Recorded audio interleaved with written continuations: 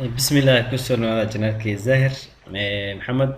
عاو حق عندنا 10 كينا لابي تونات مادة ماكرو ايكونوميك sida hore ugu barateen waxaa muddadan soo wadnay maadada macroeconomic kule hadda waa wadnaa meel dhexeyna mareysaa insha allah waxaa rajeynayaa koorsada markay dhammaato inaan bilaawno koorso kale oo laakiin hadda ka duwan oo xoogaa la xiriira researchka oo kale sida data qaybta analysinka mardhow insha allah waa bilaawi doonaa please haddii channelkan ugu cusub yahay la xirnaa subscribe si aad ula socoto pageka facebookna wuu jiraa zahir maxamed isagana waa like gareyn kartaa waa la socon kartaa wixii update xaga badanaa facebook soo dhigaa marka saasoo ahaanaysaa cashirkeen labadii doonada soo laabano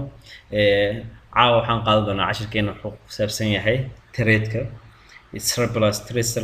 trade deficit macnaa trade surplus trade deficit maxaa la lahaa marka hore trade maxaa la lahaa trade maxaa waaye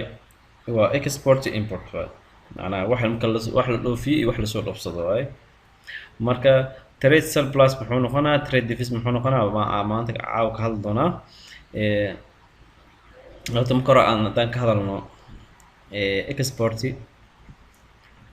export waa maxay waa foreign spending on domestic goods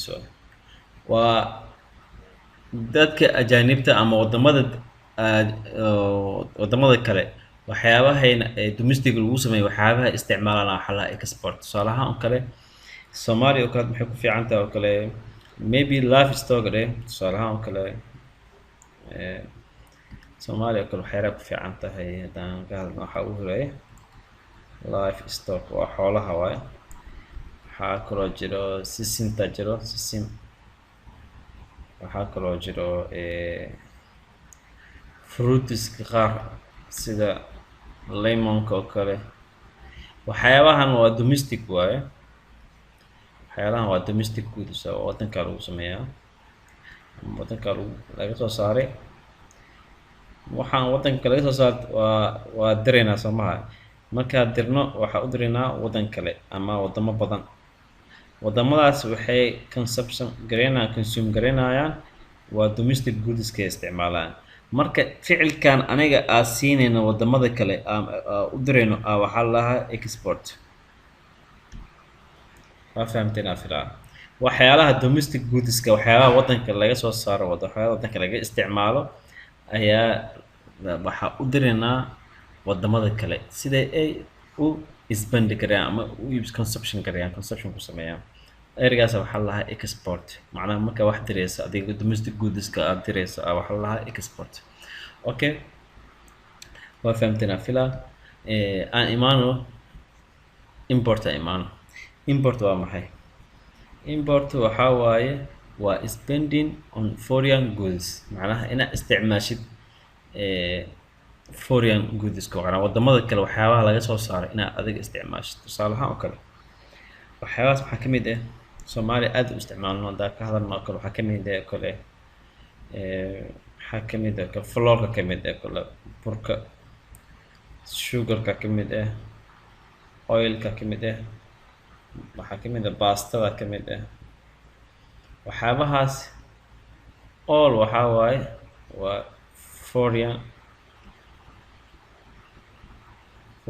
foreign goods waaye marka waxaa la sameynayaa waxyaabahaas aniga import ahaan noogu sameynaya inta la keenaa Soomaaliya la keenaa okay ficilka oo ah in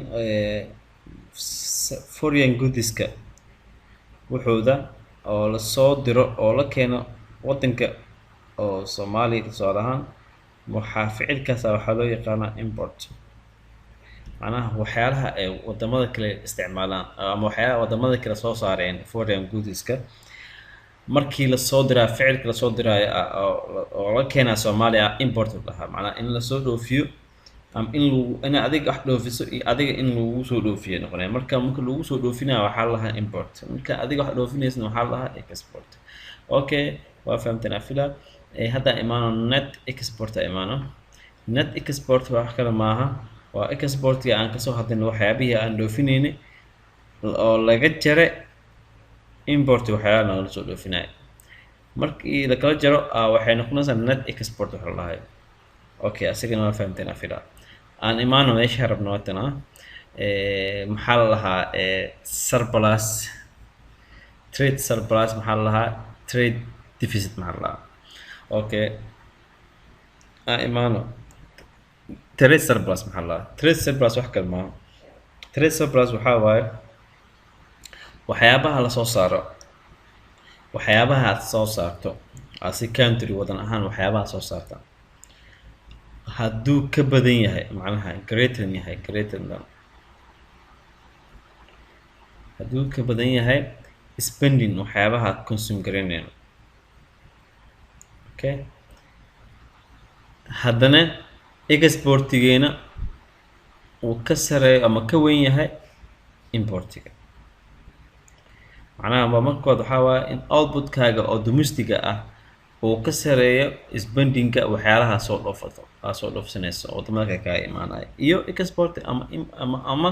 exportigaaga inuu ka weyn yahay importiga. markaas waxaa lahaa trade surplus oo ah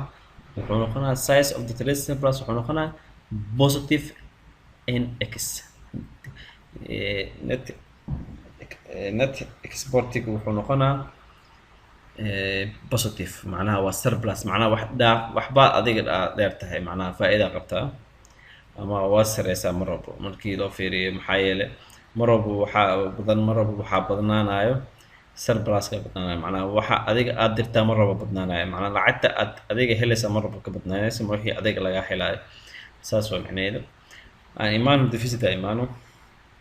tusaalaha oo kale spending oo kale waxyaalaha dibadda kaaga imaanaya consume garaynaysid consume foreign goodska macnaha hadduu ka weyn yahay outputkaaga oo domestica ah. Okay, output domestica ah ama importigaaga hadduu ka weyn yahay exportiga. markaasoo kale maxaa la lahaa macnaha deficit ku jirta waa size of the deficit of the trade deficit is maxaa minus net export macnaha markaas waxaa ku jirta mar walba minus ku jirta maxaa yeelay waxaad adiga ka helaysid dakhliga kusoo galaayo iyo kan kaa baxaya badan. tusaalaha oo kale macnaha micnaha haddaa sii jilciyo waxaan importiga markuu ka weyn yahay exportiga. tusaalaha oo kale importiga adiga aad keensanayso wadanka lagugu keenayo waxaa kaaga baxaya tusaalahaan waa consume garaynaysaa waxaa kaaga baxaya waa paid macnaha waa bixinay lacagtaas markaa bixiso already waxay ku laabanaya wadamadii laga soo saaray oo u ahaa domestic. wadamadan wuxuu u yahay domestic goods uu yahay. lacagta waxay ku laabanaysaa waa manufactureka ku laabanaysaa wax soo saare waxaana qaadanaya benefitka oo shirkadda iyo salary shaqaalaha wax soo saare. marka lacagta adiga aad consume garaynayso directly waxay ku laabanaysaa wadanka soo saaray sheygaas adiga aad isticmaalayso ama shirkadda faa'iido ahaan u qaadato ama dadka ka shaqeynaya mushaar ahaan u qaadato macnaha dad kale adiga biilaysaa macnaha lacagta adiga ka bixaysaa macnaha lacag ka bixiyso. laakiin markii export tahay waxaana macnaheedu waxaa waaye adiga waxaad sameysay ama domestic ku ahaa waxyaalaha soo saartay ayaad ka iibinaysaa dad kale lacagta iyaga ay consume gareeyaan way kuu soo laabanaysaa. markay kuu soo laabato waxaa ku bixinaysaa sidoo kale adigana salarygaaga iyo benefitka oo shirkadda ay qaadatay. marka sidaa daraaddeed lacag kaad kareys kusoo galaa. marka macnaheedu waxaa waaye mar walba adiga aad importkaaga bato oo mar walba adiga wadankaaga oo khasaaro ku jiro waayo. marka inaad fahamteen isku daya filaa please haddaa fahmin comment hoos ugu soo qor. waxaa kaloo jiro